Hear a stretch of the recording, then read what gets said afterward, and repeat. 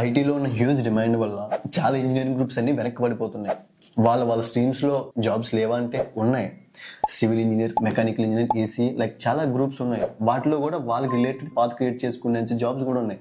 IT వాళ్ళు provide చేసే salaries, benefits వాటికి అట్రాక్ట్ అయిపోతున్నారు. మనం పాస్ట్ లో చూసుకుంటే మోక్షగుండం విశ్వేశ్వరయ్య లాంటి వాళ్ళు బిల్డ్ చేసిన చాలా బ్రిడ్జెస్ ఉన్నాయి. యూనిక్ స్టైల్ ఆఫ్ కన్స్ట్రక్షన్స్ కూడా ఉన్నాయి. ఇలాంటి కైండ్ ఆఫ్ డెవలప్మెంట్ అనేది ఓన్లీ ఐటీతోనే సాధ్యం కాదు. సివిల్ ఇంజనీర్స్, రిమైనింగ్ గ్రూప్స్ కూడా ఉన్నాయి. బీయింగ్ ఏ సివిల్ ఇంజనీర్ మన ఏపీలో కానీ ఇండియాలో కానీ సివిల్ లో కానీ రిమైనింగ్ గ్రూప్స్ లో కానీ వండర్స్ క్రియేట్ చేసిన వాళ్ళు ఉన్నారు. AP and Telangana and overall ఇండియాలో చాలా మంది సక్సెస్ అయిన వాళ్ళు ఉన్నారు, ఫెయిల్ అయిన వాళ్ళు ఉన్నారు. ఇలాంటి వాళ్ళందరినీ మనం భవనం పాడ్కాస్ట్ పిలుద్దాం. సక్సెస్ అయితే ఏ పాయింట్ లో సక్సెస్ అయ్యారు, వాళ్ళ యొక్క గ్రోత్ ని ఎట్లా చూస్తారు, ఫెయిల్ అయితే వాళ్ళు ఏ పాయింట్ లో ఫెయిల్ అయ్యారు, వాళ్ళ బ్యాలెన్సింగ్ ఎక్కడ తప్పింది అన్న పాయింట్స్ గురించి కూడా వాళ్ళు అడిగి వాళ్ళ మాటలో తెలుసుకుందాం.